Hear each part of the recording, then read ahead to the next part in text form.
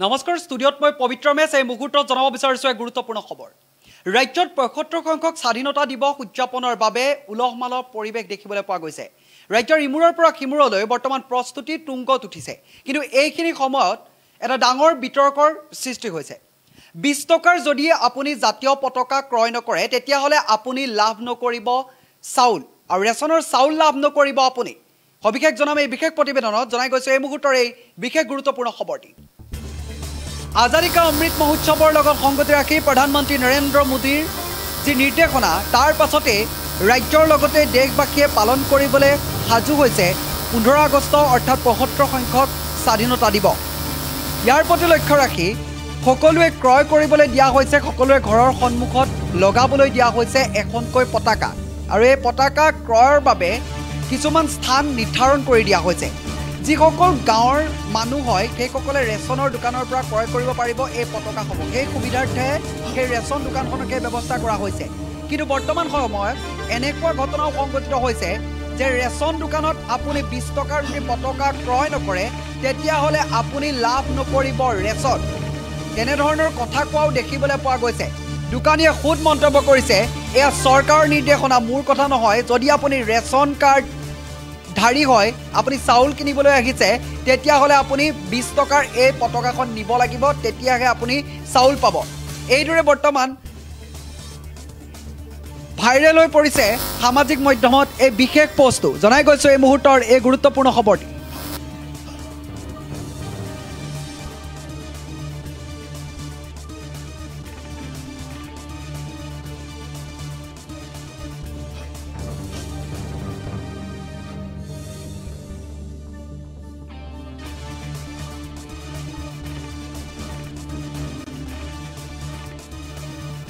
प्रधानमंत्री नरेंद्र मोदी डांगरियार कथा सारुगत करी राज्य देखिबले पोৱা গৈছে तुंगत प्रस्तुति किन्तु तार মাজতে देखिबले पोৱা গৈছে आजादी का अमृत महोत्सव নহয় যেন বৰ্তমান অপমানৰ মহোৎসৱ পাতিবলে লোৱা হৈছে কেও देखिबले পোৱা গৈছে জাতীয় পতাকা অৰ্থাৎ ৩ বৰণীয়া জাতীয় পতাকা যি অপমান কৰিছে ৰাজ্যৰ প্ৰান্তে প্ৰান্তে देखिबले পোৱা গৈছে বহুখিনি সময়ত কোনোবা যদি বিজেপিৰ নেত্ৰীয়ে জাতীয় পতাকা উলুটাকৈ ধৰি অপমান কৰিছে কোনোবাই ৰঙে খলনি কৰি দিছে জাতীয় পতাকাৰ গতিকে আজাদী কা অমৃত মহোৎসৱৰ যি কাৰ্যসূচী হাতত লোৱা হৈছে এইদৰে অপমান কৰি কিমান দূৰ সফল হ'ব সেয়া বিভিন্নজনে প্ৰশ্ন কৰিছে কিন্তু তাৰ মাজতে দুখীয়াৰ মূৰত এইদৰে ৰাম টাঙুন দি যিদৰে ২০ টকাৰ পতাকা ক্ৰয় নকৰিলে আপুনি লাভ নকৰিব ৰেচন এনেকুৱা ধৰণৰ যি ছবি পোহৰলৈ আহিছে সেয়া সঁচাই দুখজনক আৰু সকলোৱে কৈছে যি ৰাষ্ট্ৰীয়তাবাদ সেয়া সদায় সকলোৰে অন্তৰত থাকে আৰু ৰাষ্ট্ৰীয়তাবাদক সকলোৱে স্বীকৃতি প্ৰদান কৰে কিন্তু জাতীয় পতাকা যিদৰে ঘৰে ঘৰে লগাবলৈ দিছে তাকো সন্মতি জনাইছে কিন্তু তাৰ ওপৰত এইদৰে দুখীয়াৰ ওপৰত যি জোৰ জুলুম কৈ ২০ টকাত ক্ৰয় নকৰিলে আপোনালোকে ৰেচন নাপায় বুলি কোৱা হৈছে এই পোষ্টটো ভাইৰেল হৈ পৰাৰ পিছতে বিভিন্ন প্ৰতিক্ৰিয়া প্ৰকাশ কৰা দেখিবলৈ পোৱা গৈছে আৰু এই ঘটনা সংঘটিত হৈছে হাৰিয়ানাত সংঘটিত হৈছে এই ঘটনা যিসকলে চাউল ক্ৰয় কৰিবলৈ আহিছিল তেখেতলোকক ২০ টকাৰ জাতীয় পতাকা নললে দিয়া নহয় চাউল বুলি মন্তব্য কৰা দেখিবলৈ পোৱা গৈছে দোকানীজনক আৰু তাৰ লগতে যি কেজনে ক্ৰয় কৰিবলৈ আহিছে সাংবাদিকৰ আগত জনাইছে যে এইদৰে আমাক কোৱা হৈছে যে ২০ টকাৰ পতাকাখন ক্ৰয় নকৰিলে আমাক চাউল নিদিয়া বুলি কোৱা দেখিবলৈ পোৱা গৈছে ইয়াৰ মাজতে লক্ষণীয় বিষয়টো হৈছে বিভিন্নজনে কৈছে ৰাষ্ট্ৰীয়তাবাদ বা জাতীয় পতাকাৰ যি সন্মান সেয়া সকলোৰে হৃদয়ত আছে হৃদয়ৰ পৰা যদি আপুনি নাভাবে তেতিয়াহ'লে এই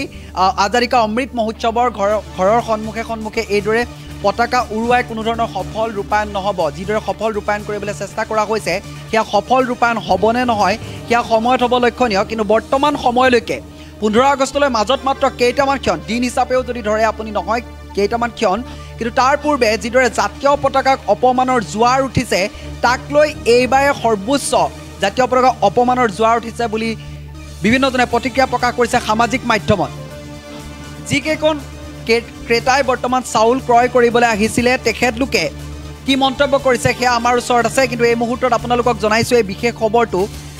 স্বাধীনতা দিৱসৰ প্ৰাক্ষণত এনেবোৰ ঘটনাই সকলোকে লজ্জানত কৰিছে আজাদী কা অমৃত মহোৎসৱক লৈ যিদৰে চৰ্চা চলিছে তাৰ মাজতে এই পোষ্টটো ফেচবুকত ভাইৰেল হৈ পৰাৰ পিছতে এই মন্তব্যকেইটা ফেচবুকত ভাইৰেল হৈ পৰাৰ পাছতে বিভিন্নজনে নিজৰ প্ৰতিক্ৰিয়া প্ৰকাশ কৰিছে দোকানীজনে স্পষ্টভাৱে উল্লেখ কৰিছে যে এয়া মোৰ কথা নহয় চৰকাৰৰ তৰফৰ পৰা নিৰ্দেশনা অহাৰ বাবে মই এইদৰে ক'বলগীয়া হৈছে আপোনালোকক যে পতাকাখন আপোনালোকে 20 টকা দি ক্ৰয় কৰক, অন্যথা আপোনালোকে ৰেচন নাপাব। ৰেচনৰ দোকানখন এই কাৰণে দিয়া হৈছে গাঁৱৰ ৰাইজে চহৰলৈ গৈ হয়তো পতাকা এখন ক্ৰয় কৰিব নোৱাৰিব পাৰে,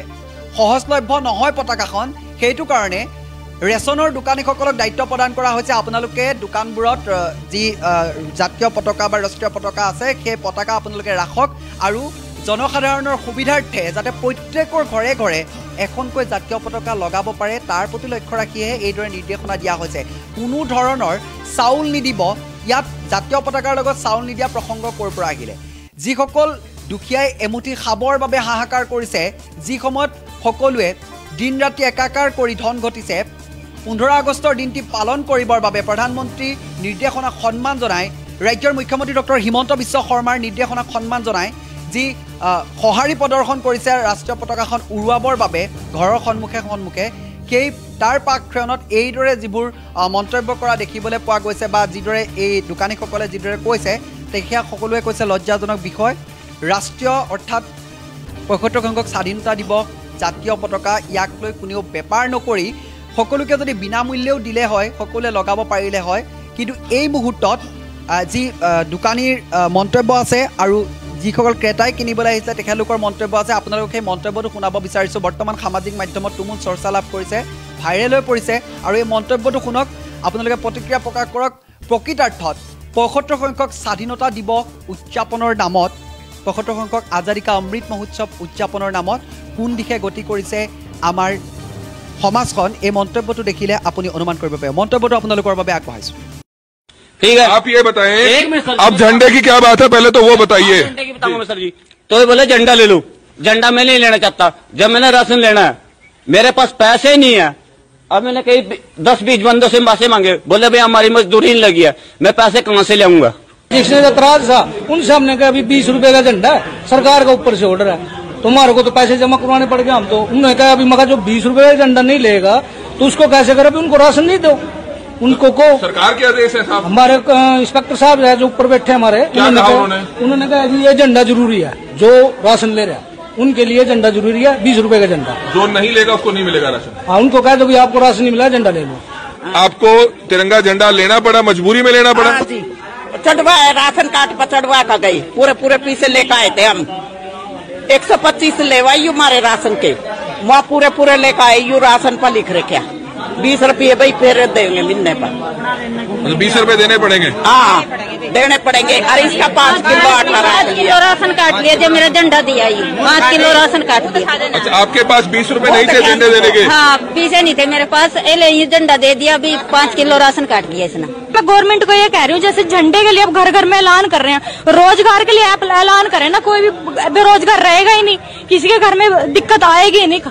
राशन तक लेने के लिए लोग परेशान है यहाँ पे। और सिलेंडरों का रेट देखो सर, आप उज्ज्वला योजना का कहाँ क्या बन रहा है, कुछ बन रहा है उसका? घर में सिलेंडर खाली पड़े हैं, और गांव में तो खैर लोग फिर भी ईंधन अफोर्ड करके अपना गुजारा कर लेते हैं, शहरों में बंदा वो तो मजबूर हो जाते हैं ना करने के लिए। तो मैं ये कहना चाहती हूँ कि जो बढ़ती हुई महंगाई है ना, इसकी साइड गवर्नमेंट ध्यान